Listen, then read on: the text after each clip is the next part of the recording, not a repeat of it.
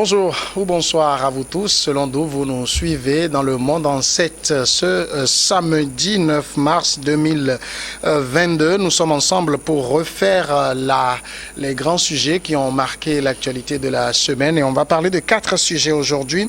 On ira du côté de la France pour évoquer les derniers jours de campagne, derniers jours difficiles pour le président sortant Emmanuel Macron. On parlera aussi sur le continent de la Guinée, la junte qui accélère son opération main propre.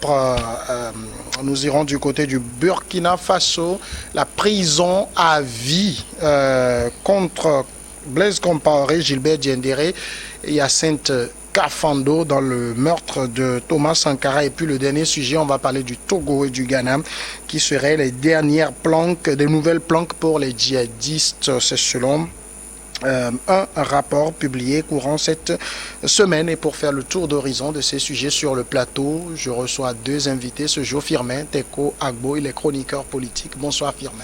Bonsoir Samuel Niaoui, merci de m'avoir invité. C'est la 2e fois que je suis invité dans le monde en 7. Merci à vous également d'être notre invité. Face à vous, Francisco Napokura, directeur de publication de Tampa Express. Bonsoir Francisco. Oui, bonsoir, merci Samuel. Et donc, nous sommes à part égale. Hein, aussi. Moi aussi, c'est la 2e fois que je suis invité sur le monde entier. Merci beaucoup, en tout cas, d'accepter l'invitation. On entre tout de suite dans le vif du sujet avec la France, la campagne présidentielle pour le premier tour de la présidentielle ce dimanche. La campagne s'est achevée hier vendredi à minuit. Ce samedi, les candidats n'ont plus aucun droit à la parole. En tout cas, officiellement sur les médias, non, mais sur les réseaux sociaux, ils peuvent encore continuer par s'exprimer. Maintenant, on a vu la campagne de ces 12 candidats et on peut dire que ceux qui se démarquent du lot, ce sont le président sortant Emmanuel Macron, crédité de 26% d'intention de vote, qui est suivi, talonné même par son ancienne rivale Marine Le Pen du Rassemblement national. Et puis en 3e position, Jean-Luc Mélenchon également qui talonne Marine Le Pen. On va faire d'abord un petit tour d'horizon, Firmin Teko Agbo, de cette campagne. Est-ce que vous l'avez suivie? Est-ce qu'elle a été passionnante? Bon, passionnante, la campagne présidentielle française a été toujours passionnante. Elle était toujours passionnante, parce qu'il y a toujours du contenu. La France, c'est un pays socialiste, donc il y a toujours du contenu dans les programmes, dans les programmes des uns et des autres. On parle toujours du pouvoir d'achat, on parle toujours de la santé, on parle toujours de la revalorisation du SMIC. C'est le SMIC, ici c'est SMIC. Du SMIC, on parle de la santé, de l'éducation, de l'école française. On parle de la dette publique, des comptes publics. Donc il y a toujours de ces choses-là ou de ces points qui sont abordés dans les campagnes. On parle aussi de l'international. On sait qu'aujourd'hui, le sujet qui est au menu de l'international, c'est la Russie. Mais à ce niveau, il y a des positions un peu plus divergentes. Moi, je pense que c'est la première fois que les positions des candidats sont beaucoup plus divergentes, surtout par rapport à l'international. Oui. Parce que de par le passé, au-delà de la discorde ou de la divergence des points de vue qu'on a à l'international, on a toujours des voix qui concordent, mais ici, avec l'entrée sur scène de Éric Zemmour, la situation c'est beaucoup plus compliquée parce que Éric Zemmour qui est tellement tendu, qu'on appelle le dur, qui est tellement raciste et xénophobe, les positions sont beaucoup plus divergentes à ce niveau. Mais c'est une campagne qui a toujours qui est passionnante, mais comparée à celle qui s'est déroulée en 2017 et en 2012, il n'y a pas trop d'affaires qui éclaboussent. Il n'y a pas trop d'affaires. C'est comme en 2012, on pouvait parler de cette affaire de Nicolas Sarkozy par rapport au financement illégal de campagne. En 2017, il y avait les Fillon avec Penelope Gate. Et ici, on n'a pas trop senti ça parce que je pense que les deux campagnes précédentes ont inspiré les candidats et chacun a cherché à se rendre beaucoup plus propre face à l'opinion. Vous savez, la France, comme je l'ai dit, c'est un pays socialiste, mais sauf qu'au fond, la France est à droite. La France est à droite. Ceux-là qui la dirigent sont beaucoup plus à droite et ils se mêlent surtout, ils se mêlent dans des situations qui les salissent, qui les salissent avec des fortunes pas possibles. Mais sauf que pendant les campagnes, ces informations sont mises au grand jour et ça leur cause un certain nombre de problèmes. Donc pour conclure, la campagne française, elle est passionnante et moi j'ai l'habitude de dire que les Français, comme c'est leur langue, ou je sais pas, ils maîtrisent leur langue plus que nous, on aime les suivre, ils ont toujours à dire et ils sont toujours intéressants dans ce qu'ils avancent. Francisco, vous suivez également cette campagne, les débats. Je pense que Firmin Teco a bien fait le résumé. C'est essentiellement, c'est les questions intérieures qui reviennent le plus. L'international est dominé par l'Ukraine. On a très peu entendu parler de l'Afrique. Pour vous, c'est tout ce qui est de plus normal. C'est d'abord une élection présidentielle française. Oui, c'est tout à fait normal. L'Afrique, ce n'est pas la priorité de l'Occident, même de l'Amérique. Je me rappelle... Donald Trump, lorsqu'on parlait de l'Afrique, il regardait en l'air avant de répondre, parce qu'il ne sait pas peut-être où se trouvait l'Afrique. Mais pour l'Europe, l'Afrique est très déterminante. Aujourd'hui, tout se tourne vers l'Ukraine parce qu'il y a la Russie là-bas. Et qui dit aujourd'hui la Russie et l'Afrique, et tout le monde sait ce qui est en train de se passer. Donc aujourd'hui, la France peut-être aurait voulu que on puisse achever la Russie pour qu'elle soit plus libre en Afrique, comme par le passé. Mais la campagne en tant que telle, c'est-à-dire quand on voit les candidats, ça fait 12 candidats. En dehors du premier, on peut dire que tous les autres candidats, c'est des candidats de seconde zone. Et quand vous voyez l'envergure de 5, bien sûr, il y a Mélenchon. Mélenchon a été toujours candidat depuis des années. Mais il y a Marine Le Pen qui, quand on la voit, on a l'impression qu'elle a fait peau neuve. Elle a compris la leçon de 2017 et elle tient tête. Elle revient dans les sondages. Oui, ben, elle revient dans les sondages. Ça, c'est des sondages que même Éric Zemmour même entend à fustiger, mais c'est que de toutes les façons, il y a quand même, selon moi, il y a quand même une manipulation qui va forcément faire amener Macron et Le Pen fille au second tour et qu'après le vote utile va dominer. Ça va être le schéma. Sinon, s'il n'y a pas autant de multiplicité de candidatures, normalement Mélenchon pouvait être un bon candidat qui peut en débattre au deuxième tour avec Macron. Donc aujourd'hui, Macron il a tout en main, il refuse les affrontements. Débat. Oui, parce qu'on n'a pas vu de débat entre les candidats. Oui, c'est ça. Macron s'est refusé à cet exercice. C'est ça qui a fait perdre le charme de cette campagne française qu'on a toujours connue, où il y a souvent des primaires. Vous voyez les Valérie Pécresse aussi de l'autre côté, aussi qui crée du front du PUR. Donc, entre-temps, il y a l'autre qui avait même lancé, comme elle s'appelle, l'ancienne ministre guadeloupéenne, Christiane Taubira, qui avait voulu relancer le débat, mais rapidement, je crois que le racisme a déjà eu raison d'elle. Et puis, donc, vous voyez, donc, la campagne française en tant que telle, et vu l'envergure des candidatures, on aurait voulu peut-être voir un certain Philippe... Édouard Philippe.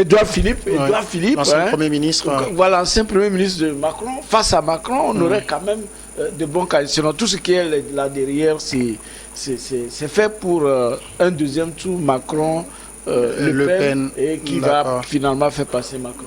Oui, justement, c'est le schéma qui aujourd'hui se dessine. On a eu l'impression dès le début de campagne que Zemmour allait pouvoir peser, mais on a l'impression que Zemmour s'est un peu mélangé les pédales sur l'affaire ukrainienne. Vous savez que l'opinion a été vraiment manipulée, donc ceux qui ne prennent pas position pour l'Ukraine sont tout de suite sanctionnés. Donc on a l'impression que tout est fait pour que le second tour de 2022 ressemble au second tour 2017. Non, moi je ne dirais pas que tout est fait comme cela, mais je pense que depuis 2017, moi je me suis dit que les Français ont quitté la droite et la gauche pour se rassembler. Donc c'est pour cela que Macron il n'est ni à droite, il n'est ni à gauche. Il a compris que la droite avait échoué et avec Hollande, la gauche aussi avait échoué. Mais en même temps, ça, c'est une des critiques qu'on lui fait. Il y a pas, on ne voit pas son idéologie. Oui, finalement. voilà, il n'a pas d'idéologie. Il n'a pas d'idéologie, au fait. Donc, c'est entre guillemets, quand j'arrivais, je me dis, c'est un voleur de militants. Donc, il pioche à gauche, il pioche à droite. Donc, il a compris que il y a le clivage gauche-droite ne marchait plus. C'était tellement fort qu'il ne fallait plus surfer sur ça. C'est pour cela qu'il a parlé de Rassemblement national. Et aujourd'hui, c'est devenu un parti politique. Mais au départ, c'était un rassemblement. Donc, il est là pour le rassemblement. C'est pour cela que son discours-là avait pu tenir. Donc, la France est toujours à ce niveau-là. La France est au niveau de Rassemblement national. Et moi, je dis, la France est en période transitoire pour peut-être se chercher une autre voie ou une autre idéologie. Parce que ce que nous sommes en train de vivre avec Emmanuel Macron, l'idéologie classique a disparu. L'idéologie classique a disparu. Et aussi, à cette période, on ne peut plus, avec le vent extrémiste qui est en train de souffler, on ne peut pas confier le pouvoir à un extrême droite, à une Marine Le Pen. Donc on se dit, Marine Le Pen, elle peut jouer le rôle, elle peut bien jouer le rôle de challenger. Oui, ça lui va. Donc on ne peut pas lui confier le pouvoir. Donc cela dont on a besoin pour le moment, bon, c'est quelqu'un qui rassemble un peu, c'est Emmanuel Macron. Bon, extrême droite, on la veut pas au pouvoir, mais on peut la mettre juste après Macron. Mélenchon, c'est quelqu'un, moi je dis, il serait difficile de diriger la France parce que c'est un enseignant qui parle trop et qui veut tout dire à tout moment. C'est quelqu'un qui veut tout dénoncer. Or, nous sommes dans une sphère politique et pouvoir. Et donc, en matière de pouvoir, il y a des choses qui ne se disent pas, il y a des vérités qui ne se disent pas. Donc, je pense que c'est ce qui a coûté à Donald Trump, quand il est arrivé au pouvoir, il a bousculé le système establishment. Mais au finish, à la fin de son mandat, on lui a montré que ici, c'est l'establishment qui dirige le monde. Donc, on n'a plus besoin de vous. Donc, c'est ce qui est en train de déranger un peu Jean-Luc Mélenchon. Et il va tout dire, mais il occupera toujours la troisième place. C'est comme ça la carte de la France est dessinée. Donc après le second tour Macron qui va rempiler, quand Macron fera 10 ans, peut-être on aura une nouvelle idéologie, peut-être une nouvelle coalition gauche-droite qui va peut-être arriver au pouvoir. Mais la deuxième chose que je voudrais faire observer, c'est quand Francisco Napokora disait tout à l'heure, oui, qu'on n'a pas vu les primaires, mais les primaires sont une bonne chose. C'est l'expression de la démocratie. Mais je pense que les primaires ont consisté à décimer les partis politiques. Quand vous voyez ce qui s'est passé en 2011, 2012 en France, les primaires qui ont été organisés et qui ont donné la victoire à François Hollande, c'est ça qui a détruit le Parti socialiste. Quand vous voyez les primaires qui ont été organisés sous Nicolas Sarkozy, avec Alain Juppé, François Fillon, Nicolas Sarkozy, c'est ça qui a détruit la droite. Donc, les primaires engendrent un certain clivage et une certaine division. Et après, on ne sait plus là où on va. Regardez ce qui s'est passé avec Valérie Pécresse et Éric Ciotti. Donc, on a organisé des primaires. Valérie Pécresse est sortie vainqueur, mais personne ne la soutient au niveau de la droite. Elle n'est pas soutenue, même si Nicolas Sarkozy n'arrive pas à la soutenir de façon frontale comme cela. Elle a reçu un peu le soutien de l'ancien Premier ministre Fillon. Mais ce n'est pas quelque chose qui pèse. Il n'y a pas quelque chose qui pèse. Et puis, elle a été ministre du budget de Nicolas Sarkozy. Elle ne pèse pas tout. Donc, Nicolas Sarkozy n'arrive même pas à la soutenir. Ça veut dire que Nicolas Sarkozy ne la soutient pas. Il ne la veut pas à la tête de la France. Donc, les primaires sont une bonne chose. Mais elles déciment les partis. Elles clivent davantage les partis. C'est l'expression de la démocratie, mais ce n'est pas en tout qu'on a besoin de démocratie pour faire fonctionner les États. D'accord. Alors, les derniers jours de la campagne, on le voit, le débat s'est intensifié autour justement d'un sujet, c'est le recours au cabinet privé, surtout de la part du président Emmanuel Macron. Un rapport du Sénat publié le 17 mars dernier accuse le gouvernement français de recourir en masse au cabinet de conseil privé pour la gestion de l'État et dénonce l'influence croissante de ces cabinets sur les politiques publiques. Il y a surtout le cabinet américain dont le pouvoir français est aujourd'hui très friand. Ce qui révulse un peu les Français, c'est que c'est l'argent du contribuable qui sert à payer des cabinets privés étrangers, alors qu'on a aussi l'expertise au niveau de la France. Pourquoi vous pensez que Emmanuel Macron a recours à ces cabinets privés? Est-ce qu'au niveau de l'intelligentsia française, il pense qu'il n'y a pas la compétence nécessaire pour l'aider dans sa gestion? Oui, bon, tout d'abord, Éric Zemmour, ce candidat qui était en bon pôle, qui était en train de bien monter, et après avec des déclarations tapageuses, surtout sur le racisme, c'est tout comme cet idiot qui se tire une balle dans le pied. Parce que c'est-à-dire, après tout, on ne sent pas qu'il est venu pour gagner des élections. C'est comme si quelqu'un qui est venu comme trouble-fête, juste... Mais il est égal à lui-même. Il ne dévie pas de ses positions. Ah non, c'est pas comme ça. Il n'a pas de logique. Il ne suit pas vraiment une logique de quelqu'un qui veut gagner, soit, comme on le dit, il est venu, d'accord, pour venir faire effriter les voix. Quand vous voyez déjà 12 candidats, ça a pu effriter beaucoup de voix. Donc, Marine Le Pen, par exemple, qui pouvait, si Éric Zemmour n'était pas là, qui pouvait avoir plus de voix, donc déjà être au-devant de Macron. Bon, elle se trouve maintenant en train de talonner Macron. Donc, vous voyez, donc c'est l'effritement des voix, et je crois que Éric Zemmour est en train de jouer son rôle, ou peut-être on lui fait jouer le rôle quelque part, parce que vous savez, aujourd'hui, en matière d'élection et autres, ce sont des stratégies qui se mettent en place depuis. Il y a des gens qui réfléchissent. Qu'est-ce qu'il faut pour pouvoir aider peut-être Macron à rempiler, donc à casser peut-être Marine Le Pen. Donc je crois que Zemmour joue bien le bon rôle. Donc maintenant, quand on parle de l'appel à des cabinets privés. Je vous donne ce chiffre par exemple, selon le Conseil d'État qui a fait l'enquête, le recours au cabinet de conseil privé, ça coûtait en 2018 379 millions d'euros. En 2021, c'est passé à 894 millions d'euros. Vous voyez tout le cheminement. Depuis un moment, les présidents français qui se succèdent sont des businessmen. Quand vous prenez par exemple Sarkozy, donc c'était après Chirac. Après Chirac, bon, Chirac et comment vous l'appelez, le vieux Mitterrand, ils sont restés dans leur disons dans leur France, sauf Chirac fils qui était le businessman. D'accord, mais après quand vous prenez Sarkozy, vous prenez celui qui l'a suivi comme Hollande, et aujourd'hui Macron, c'est des businessmen. D'accord. On a accusé Sarkozy, Sarkozy dans ce pays, d'avoir même dépassé le frais de campagne, et même avoir dépassé même le temps sur les médias. Macron, jusqu'à la dernière minute, il faisait la campagne sur les médias, mais il se positionnait comme président français. Est-ce que vous voyez? Maintenant, Sarkozy avait été poursuivi pour avoir financé les choses. Mais qui sait si Macron n'a pas trouvé, n'est-ce pas, cet échappatoire, n'est-ce pas, de confier les consultations au cabinet extérieur pour pouvoir également gérer d'une manière ou d'une autre. Si ce n'est pas aujourd'hui, mais demain, ça peut toujours tomber. Voilà sa campagne, parce que ça coûte énormément cher. Parce que sinon, l'expertise française, il y en a dans tous les domaines. Même nos pays qui font appel à des gens comme, je ne sais pas, DSK, Tony Blair, c'est pour enseigner quoi à nos ministres. Donc je ne vois pas la pertinence, parce que nous avons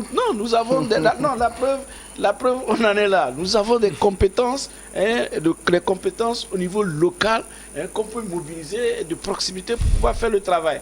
Donc c'est quelqu'un comme ça qui se lève, qui dit moi, malgré tout ce que j'ai comme expertise chez moi, donc et que lui-même, quand même, quand je prends Macron, c'est quand même quelqu'un de compétent. Quand il décide d'aller chercher ailleurs l'expertise qui est chez lui, encore mieux chez lui, aller chercher ailleurs ce qui a anguille sur d'accord. roche. Alors, peut-être demain, hein, ils savent que l'étape décisive, c'est de passer le cap, hein, pour être élu président.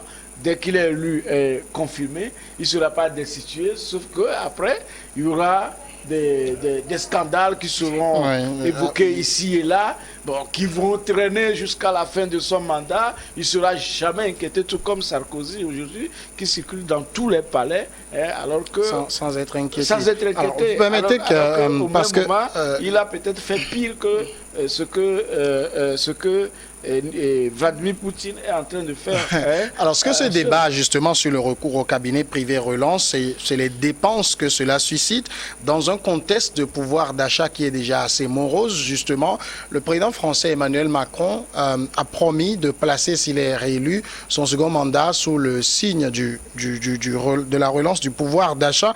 On va l'écouter dans ce court extrait et puis on revient. Mais on a baissé pour tout le monde à 15 centimes à la pompe par ce système de remise. Et on demande un effort particulier en plus aux producteurs-distributeurs pour avoir un effet supplémentaire. Donc tout ça, c'est un investissement de la nation assez inédit. C'est 20 à 25 milliards en chiffre annuel. Donc c'est colossal. Donc on voit bien que c'est en quelque sorte le coût de notre dépendance aux énergies fossiles importées. C'est le président Emmanuel Macron, donc il parle de la dépendance à l'énergie, il veut relancer le pouvoir d'achat des Français. Ce pouvoir d'achat qui, on le sait aujourd'hui, est un peu effrité. Comment peut-on vouloir donner du pouvoir d'achat aux gens, mais le peu d'argent dont le contribuable dispose, on le dépense dans les cabinets privés? On le dépense dans les cabinets privés pour le bonheur de ses concitoyens. Ça veut dire que l'intelligentsia française est incapable de prendre des décisions, d'aider le président? Non, l'intelligentsia française, elle est là, mais peut-être il y a des choses qui lui échappent, peut-être qui lui manquent. Donc il faut peut-être aller le chercher ailleurs parce que ça va vite. Les Français ont tellement de problèmes, donc il faut peut-être faire appel à une autre intelligence de l'extérieur pour venir aider à résoudre le problème français pour le bonheur des Français. Mais tout ça là, c'est... J'ironise. Vous savez, Emmanuel Macron, je pense qu'il a appris de l'histoire. Il a appris de l'histoire. Autant de Mitterrand, autant de Chirac, autant du général de Gaulle, de Pompidou, il y avait ce qu'on appelle opacité sur les comptes de l'Élysée. C'est-à-dire, on ne savait pas exactement ce qui se dépensait au palais de l'Élysée. Et surtout au temps de Jacques Chirac, ça a été vraiment opaque. C'est-à-dire on a fait toutes les enquêtes, mais on ne savait pas ce qu'on dépensait à l'Élysée.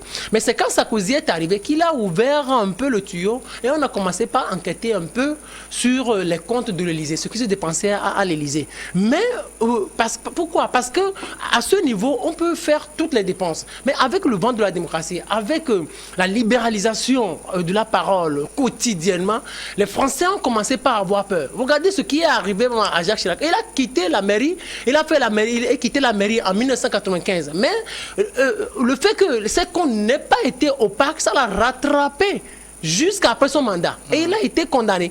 Regardez ce qui s'est passé avec François Fillon. Donc, avec le peu d'argent, la marge qu'on lui donnait, il a créé un emploi fictif au profit de sa femme. Donc, il y a une certaine...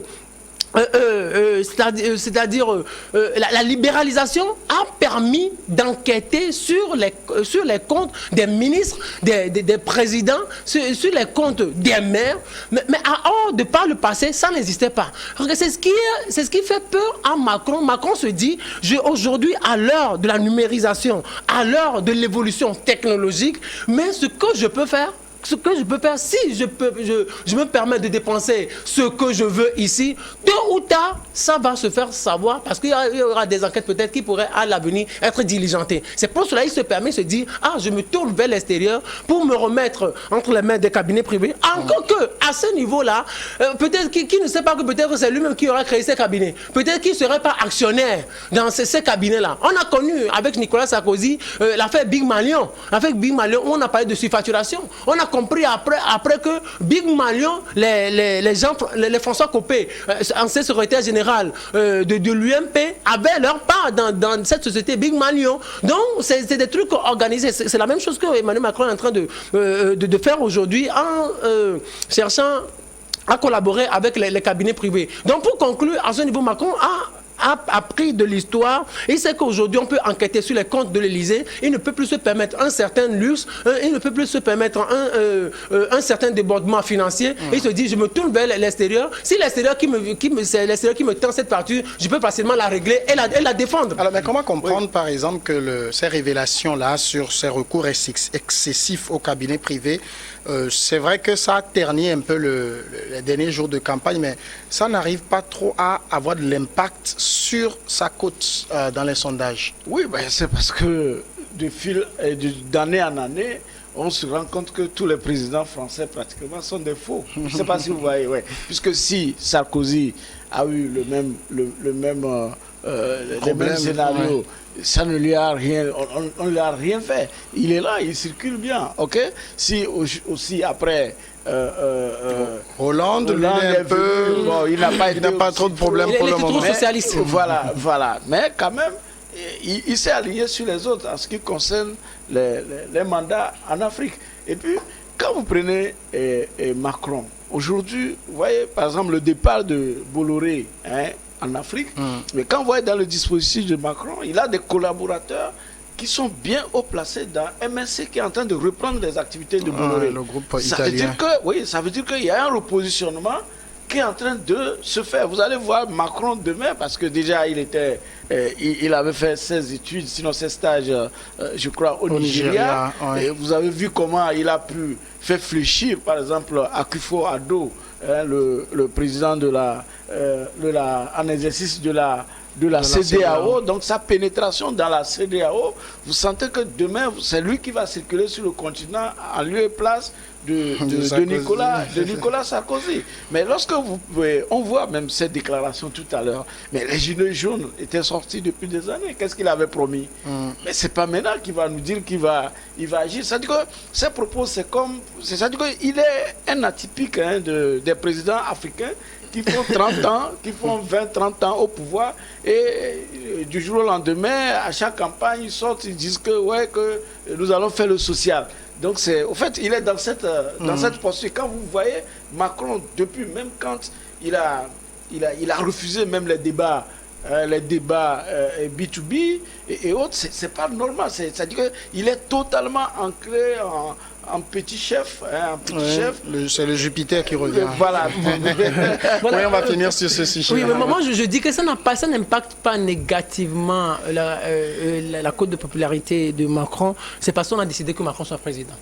Vous imaginez, en 2016, en 2017, on sait qu'il y a un conglomérat quelque part qui décide qui va être chef d'État. Oui, moi je le pense toujours parce qu'en 2016, on avait décidé que François Fillon ne soit pas président. Et on est allé sortir l'affaire Penelope Gate. En 2012, on avait voulu que Nicolas Sarkozy ne soit pas réélu. On a insisté sur l'affaire financement illégal de campagne avec le colonel Kadhafi. C'est parce qu'on avait décidé à l'époque. En 2017, on a décidé que Macron soit président et il est devenu président parce que pendant une année, on a acheté les lobbies, ont acheté la une de presque tous les grands journaux français. Et la une, c'était la photo d'Emmanuel Macron. Vous imaginez Macron qui est venu, excusez-moi, de nulle part et qui devient chef d'État et qui obtient 60% au deuxième tour. Une élection française. Macron qui n'était connu de personne. Moi, je me rappelle, en 2014, Nicolas Sarkozy, en septembre 2014, il était reçu par Laurent Delahousse sur France 2 et il dit un ministre, ça ne s'improvise pas. Un ministre, il s'adressait, il parlait d'Emmanuel Macron, un ministre ne s'improvise pas. Mais 3 ans après, le gars est devenu président de la République. Ça veut dire qu'il y a des gens qui sont quelque part et qui maîtrisent, moi je dirais, mais vous m'excusez, mais qui maîtrisent et qui manipulent les instituts de sondage. On a décidé, c'est après que François Hollande l'a compris. Vous savez, quand François Hollande a renoncé à être candidat pour 2017, c'était le 1er décembre 2016, il a renoncé, mais après il a regretté ça. Après il a compris que c'était de la manipulation. Il ne fallait pas qu'il tombe dedans. Il a regretté de s'être pas présenté à la présidentielle de 2017 parce que c'était de la manipulation. Mais Emmanuel Macron, moi je peux dire aisément qu'il y a des gens quelque part qui ont décidé que Emmanuel Macron soit réélu et c'est pour cela que vous pouvez tout dire, ça n'impactera pas sur sa cote de la popularité parce que pour le moment moment, on est à l'heure de l'influence et on est à l'heure de la manipulation. Oui, rapidement pour qu'on quitte ce sujet. Macron a fait la médiane, c'est-à-dire qu'il n'est ni gauche, il n'est ni droite, il a fait le milieu. C'est ça qui a fait chose. Et que après, ça va venir. Mais n'oubliez pas aussi que, entre-temps, les Français n'ont pas voulu que Alain Juppé soit président. François Fillon. Et après, en lieu et place de DSK, on a eu le président Cisantel qui est François Hollande. Est-ce que vous voyez? Donc, en fait, il y a des gens qui décident et qui va être, qui va paraître. Deuxième sujet, c'est la Guinée. On revient maintenant sur le continent. L'opération Main Propre lancée par je n'aime pas trop le mot jeune, c'est pour ça que je cherchais le trop mot. Ah oui, le gouvernement régulier. Le gouvernement de la transition. Voilà, c'est ce que je cherchais. Tout juste porté à la tête de l'ancien parti au pouvoir, Ibrahima Kassori Fofana et 3 ex-ministres du président déchu Alpha Condé sont placés sous mandat de dépôt. Leurs avocats dénoncent une procédure politique et pointent un doigt accusateur vers les nouvelles autorités. Également arrêté dans l'affaire Mohamed Diané, ex-ministre d'État à la présidence chargé de la défense nationale, Diakaria Koulibaly, qui avait le portefeuille de l'hydrocarbure sous la présidence d'Alpha Condé, et Oye Guilavogui, qui fut, lui, ministre de l'Environnement et des Eaux et Forêts. On leur reproche des détournements, donc lorsqu'ils étaient aux affaires. Le RPG, le parti de l'ancien président Alpha Condé, a réagi donc justement et parle d'affaires politiques. On va suivre rapidement la réaction du RPG et puis on revient pour le débat. Pour signaler également la confiscation injustifiée des biens du RPG Arc-en-Ciel sur l'ensemble du territoire national, des documents de voyage et le gel des comptes privés des personnalités du collectif RPG Arc-en-Ciel et alliés.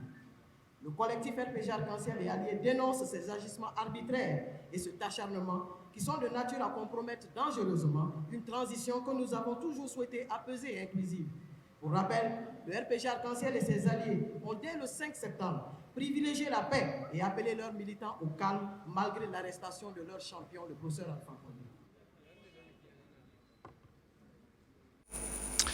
Vous l'avez donc vu, c'est le nouveau patron du RPG, l'ancien Premier ministre Kassori Fofana, qui a pris la tête du parti. C'était le 31 mars dernier, qui vient donc d'être arrêté par les autorités militaires de la transition pour malversation quand il était au pouvoir.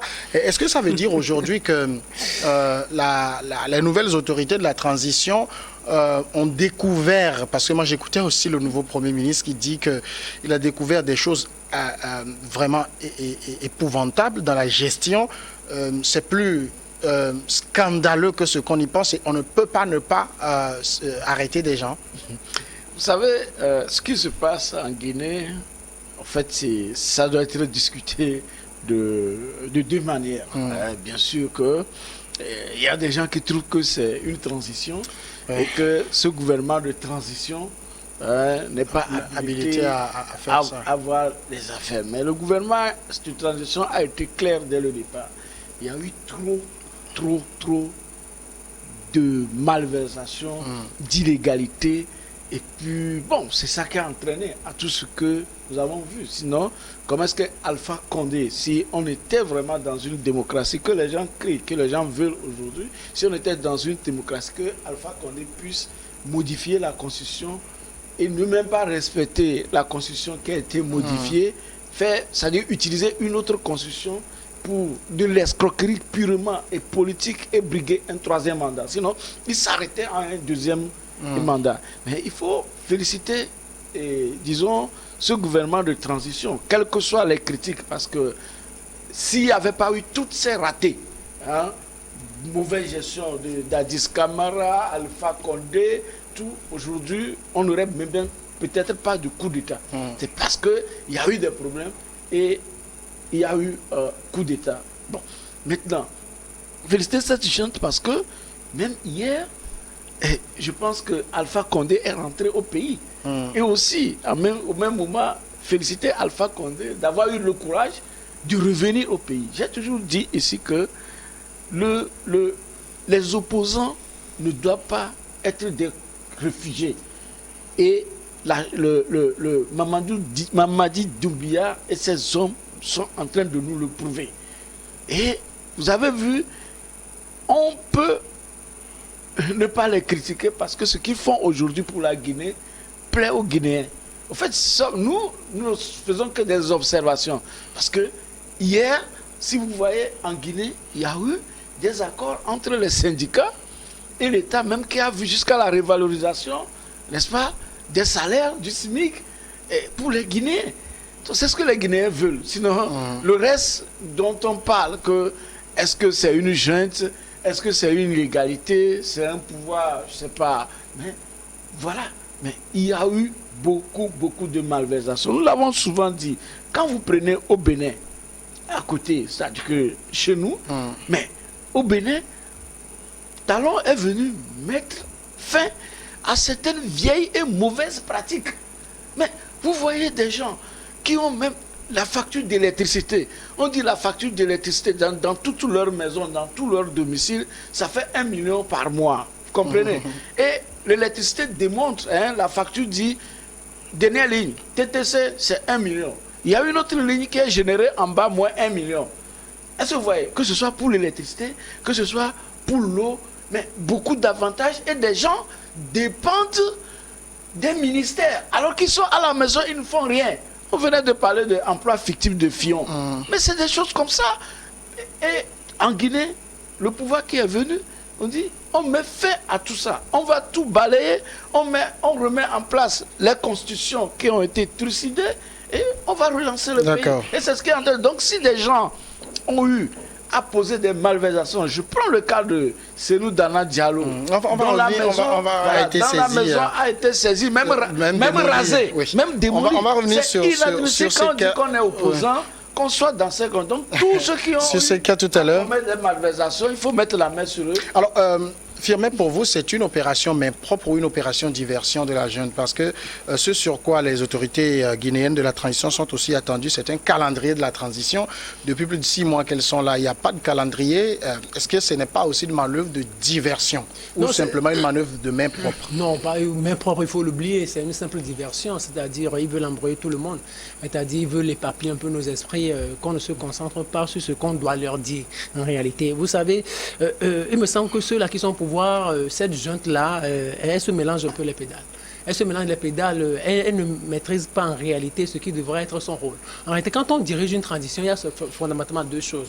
Il faut essayer de créer une constitution pour rédiger une nouvelle constitution, c'est-à-dire mettre en place un corps qui va réfléchir sur la nouvelle constitution dont il faudra doter le pays. La deuxième chose, peut-être aussi, on veut réconcilier le peuple ou les populations. Il faut mettre en place une commission vérité, justice et réconciliation et se donner 1 ou 2 ans pour asseoir ces mécanismes-là et organiser les élections et remettre le pouvoir à ceux-là qui seront élus. Mais ici, dans ce cas... Présenté comme tel, est-ce que ça ne veut pas dire, bon, finalement, les transitions ne servent à rien, juste à passer de A, et puis c'est tout? Oui, en réalité, oui, c'est ça au fait. C'est ça au fait, parce que celui-là qui dirige une transition, qu'est-ce qu'il a fait? Il n'est pas appelé à diriger le pays, parce qu'il n'est pas fait pour. Ceux-là qui sont faits pour donner leur la chance d'aller aux urnes et qu'on vote pour eux, c'est tout. Donc, en réalité, pourquoi on se retrouve dans les situations de transition? C'est parce que sur le plan institutionnel, ça ne va pas. Peut-être il y a un péché qui a été commis, donc il faut restaurer l'institutionnalisation du pays. C'est ça au fait. C'est comme nous avons connu dans notre pays, en pleine transition, on a eu droit à une nouvelle constitution, on a eu droit à un corps législatif, on a organisé les élections, et puis c'est comme ça que ça se passe. Au Burkina Faso, c'était comme ça s'est passé, et puis c'est fini. Donc il y a une nouvelle équipe qui sort des urnes. Je pense que c'est ce qu'il devait faire la jeune ou le colonel Doumbouya, mais il n'est pas en train de faire cela. Mais la deuxième chose, c'est que Doumbouya, il se sert d'une arme politique pour détruire ses adversaires. La lutte contre la corruption dans certains pays d'Afrique est une arme politique. C'est comme le président chinois, l'actuel président chinois, lorsqu'il arrivait au pouvoir, il s'est dit qu'il allait sauter un jour le verrou de limitation de mandat. Et qu'est-ce qu'il a fait? Vous savez, en Chine, la plupart des grandes familles sont corrompues. Et il s'est aperçu de ces informations-là et il a mis la main sur des milliers de Chinois, il les a mis en prison. Parce que la plupart sont corrompus, il les a mis en prison. C'est après ça qu'il a sauté le verrou constitutionnel et de limitation de mandat et il est devenu président à vie. Donc cet homme-là qui est en train de diriger la Guinée, le président de la junte ou le chef de la junte, le colonel Doumbouya, il veut diriger, il veut rester au pouvoir et c'est pour cela qu'il commence par éliminer ses adversaires. Il a été clair, il n'est candidat à rien. Non, non, pour le moment, attendez, Dadis Camara l'avait dit ici, dans ce monde-là. Dadis Camara l'avait dit. Justement, vous avez écouté ce que dit Firmin. Ce n'est pas fondamentalement le travail d'une transition d'aller dans toutes ces affaires-là. C'est une critique qui vaut aussi. Est-ce que la transition, c'est une gouvernance ou pas? Il dirige. C'est-à-dire que même si on a 3 mois ou bien 2 mois de transition, on est en train de diriger un pays. C'est une gouvernance transitoire. Transitoire de la transition. Oui, mais qui amène la destinée du pays, même si c'est 1 mois. Mais si c'est en 1 mois que vous pouvez prendre des décisions qui vont impacter positivement la vie des citoyens, il faut le faire. Mais si vous prenez, excusez-moi, si vous prenez une transition, même de 2 jours, si vous n'avez pas pu poser un acte significatif, c'est que vous êtes faible. Excusez-moi, eux, ils ont encore le temps. Et le temps là, on ne veut pas dire que c'est parce que c'est une transition qu'on ne doit pas poser des actes significatifs. Aujourd'hui, le gouvernement transitoire qui est arrivé, mais c'est grâce à ce gouvernement que la justice est en train de faire son travail. Mais quand Alpha Condé est là, mais tous les jours pratiquement, les opposants sont arrêtés. Tous les jours, les gens sont tués. Et sous lui, ces gens sont en train d'être arrêtés comme ça. Tous les jours, les gens sont tués. Aujourd'hui, ceux qui sont touchés, mais sont des gens qui avaient réduit le peuple guinéen à néant. Ah oui, ceux qui, par leur acte, ont enfoncé beaucoup de Guinéens dans la tombe. Et d'autres sont impactés à vie. Mais ils ont gouverné, ils n'ont pas voulu quitter parce qu'ils ont tellement amassé les sous du pays au détriment des pauvres contribuables. Mais aujourd'hui, on est en train de mettre sur la Chine dont vous parlez. Mais la Chine, à un moment donné, mais c'était des gens qui avaient immensement volé. Mais aujourd'hui, tu voles en Chine, tu passes à la guillotine. Bon, pas je dis, mais vous pouvez passer en prison en vie. Parce qu'à un moment donné, on a décrété, on a dit qu'à partir de maintenant, ce que les gens avaient fait, on fait table rase, ok, on va progresser.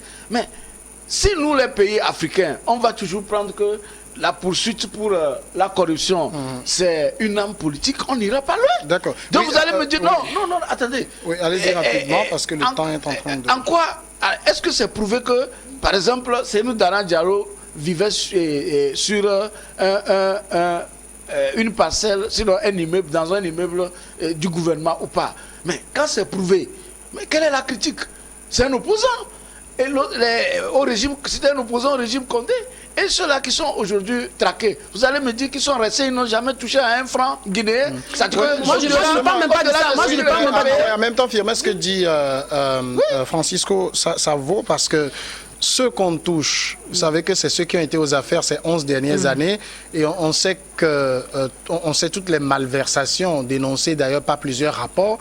Est-ce que, parce qu'on est dans la transition, on doit passer sous silence tout cela?